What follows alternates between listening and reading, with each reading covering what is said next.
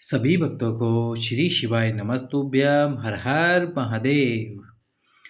महाशिवरात्रि शिव महापुराण की कथा जो गुरुजी वाच रहे हैं, उसी कथा में गुरुजी ने दो नए उपाय और बताए थे। एक उपाय बताया था आदिश महादेव का उपाय, और एक उपाय बताया था भवरेंदु जल वाला उपाय। ये उपाय कैसे करना है एक बार आप अच्छे से समझ लीजिए। गुरुजी की कथा से सुनको आपको अच्छे से उपाय बता रहा हूँ। फिर यदि आपने ये उपाय किया और उपाय सफल नहीं हुआ तो आप कहोगे कि उपाय तो बताया पर हमारा सफल नहीं हो पाया। इसलिए इस वीडियो में देखकर उपाय अच्छे से समझ लो कि आपको करना कैसे है।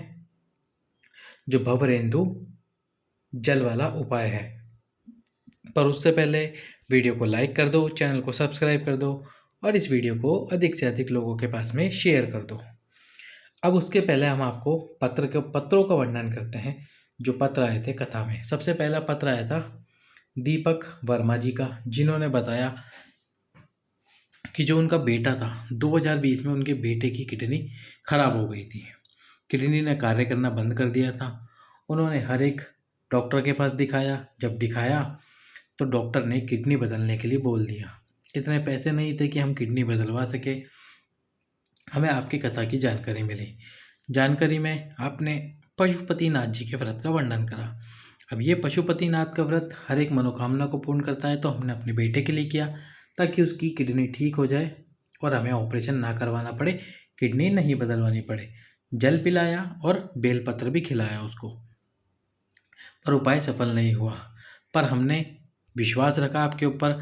पशुपतिनाथ जी का व्रत करने के बाद भी सफल नहीं हुआ था, फिर भी हमने आपके ऊपर विश्वास रखा और फिर से जल वाला और बेलपत्र वाला उपाय किया।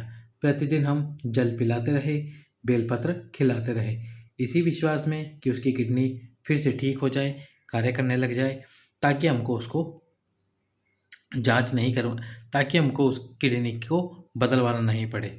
फिर हमने उसकी जब जांच कराई 1 महीने बाद में, तो डॉक्टर ने हमको बोल दिया अब इसकी किडनी को बदलवाने की ज़रूरत नहीं है, आपको इसका ऑपरेशन भी नहीं कराना। बस हम उसको जल पिलाते रहे और कुंदकेश्वर महादेव के नाम से बेलपत्र खिलाते रहे। प्रतिदिन उसको बेलपत्र खिलाया। बाबा की कृपा हुई जिससे हमारे बेटे की किडनी फिर से कार्य करने शुरू कर दी। अगला जो पत्र आया वो पत्र आया था निवेदिता गुप्ता जी का, जिन्होंने अपनी पति के बारे में एक विचित्र बीमारी का वर्णन किया। उनके पति भी साथ में आए थे। उनके पति का स्वास्थ्य खराब हुआ तो उन्होंने जांच कराई तो उन्होंने जांच में उन्होंने पाया कि जो आहार नाल है, आहार नाल यानी कि जिसमें से भोजन जाता है नीचे हमारे पेट में, आमाशय में जाता है, तो हमारे मुख से वो आहार नाल जुड़ी हुई होती। उस आहार नाल में, खाने वाली नली में उनके छाले हो गए। धीरे धीरे वो छाले बढ़ते गए और वो छाले उनकी जीभ तक पहुंच गए। अब जीभ तक पहुंच गए, उन्होंने हर जगह पे डॉक्टर को दिखा के जांच कराई तो डॉक्टर ने कहा ये बीमारी बहुत ही विचित्र है, इस बीमारी का पता हम नहीं लगा पा रहे हैं कि बीमारी कौन सी है। उसके बाद में धीरे धीरे वो छाले बढ़ते गए और इतने बढ़ गए कि उन छालों के अंदर छेद होना शुरू हो गया। छेद के साथ साथ जो छेद हुआ था उसमें से पानी निकलना भी प्रारंभ हो गया। बहुत परेशान हो गए थे, बहुत दुखी हो गए थे, क्योंकि डॉक्टर की दवाई से भी वो छाले ठीक नहीं हो पा रहे थे और जो छाले हुए उसके अंदर छेद होना प्रारंभ हो गया। पूरी जीभ में ऐसा होना शुरू हो गया था और उन छेदों में से पानी निकलना शुरू हो गया। हमारी पड़ोसन ने हमको आपकी कथा की जानकारी दी कि एक बार गुरुजी पंडित प्रदीप जी मिश्रा जी की कथा क्यों नहीं सुनते, शिव महापुराण की। कहते हैं कि कथा सुनने से, आसन लगाकर कथा सुनने से आपके सारे रोग समाप्त हो जाते हैं, आपकी मनोकामनाएं पूर्ण हो जाती है। तो फिर मेरे पति ने सोचा कि जब डॉक्टर बीमारी ठीक नहीं कर पा रहे तो एक बार ये पंडित जी की कथा भी सुन ही लेते हैं।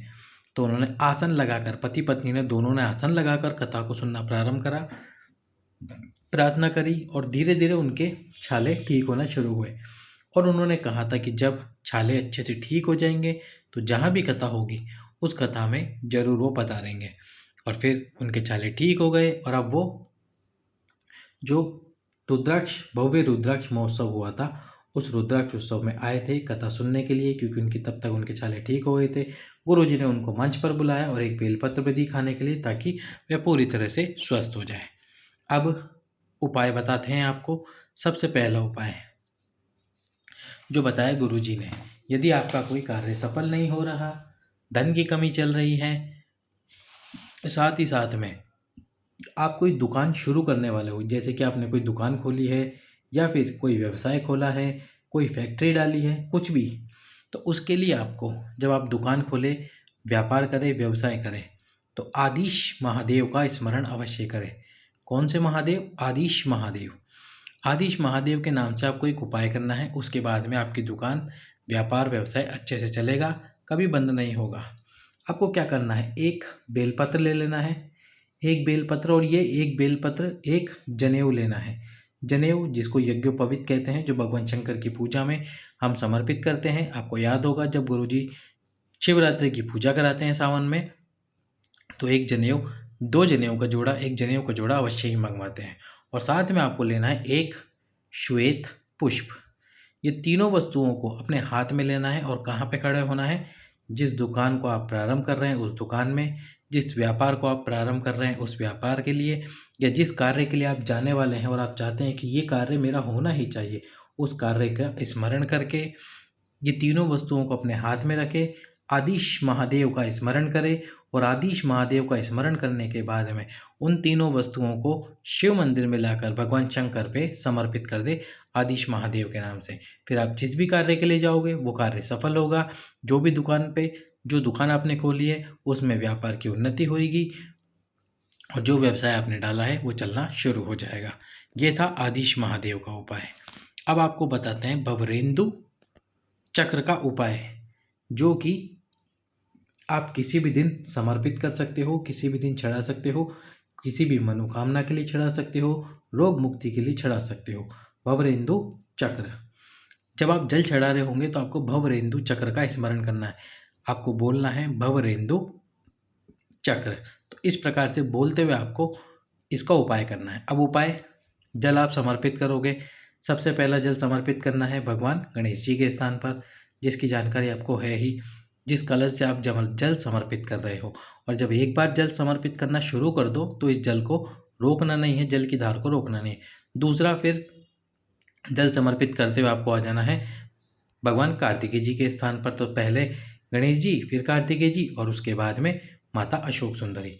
अब आपको ये जल लेके जाना है माँ जगत जननी आद्य शक्ति माँ पार्वती के हस्तकमल पर। एक बार आपको जल इस प्रकार से समर्पित करना है, फिर दूसरी बार आपको भवरेंदु चक्र का स्मरण करते हुए जल समर्पित करना है, और तीसरी बार भी जल इस प्रकार से समर्पित करना है। लेकिन एक बात, जिस प्रकार आप देख रहे हो ये लाइन छोटी होती जा रही है, उसी प्रकार से आपको जल जो आप समर्पित कर रहे हो वो भी अंदर की तरफ आते जाना है, ताकि ये जल शिवलिंग तक आ जाए।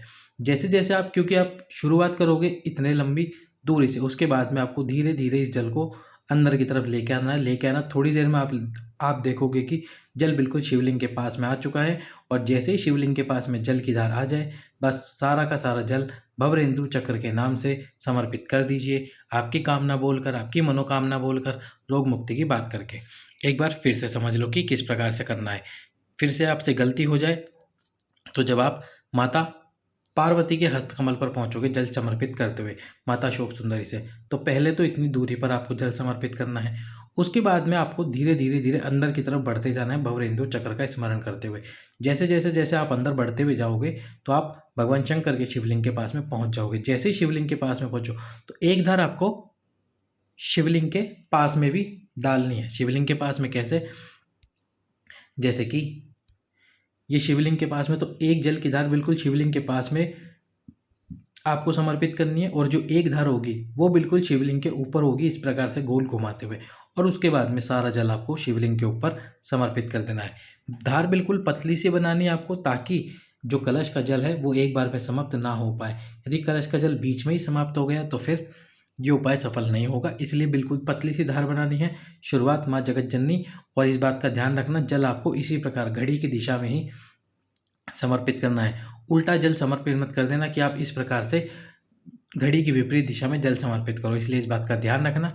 जब भी आप जल समर्पित करो भवरेंदु चक्र के नाम से, तो इसी प्रकार से घड़ी की दिशा में हमको जल समर्पित करना है। इस प्रकार से जल समर्पित कीजिए आपकी मनोकामना के लिए, बाबा आपकी कामना पूर्ण करेगा। कुछ ही दिनों में, लगातार 7 दिन, 21 दिन इस प्रकार से जल जरूर समर्पित करें। सभी भक्तों को श्री शिवाय नमस्तुभ्यम। हर हर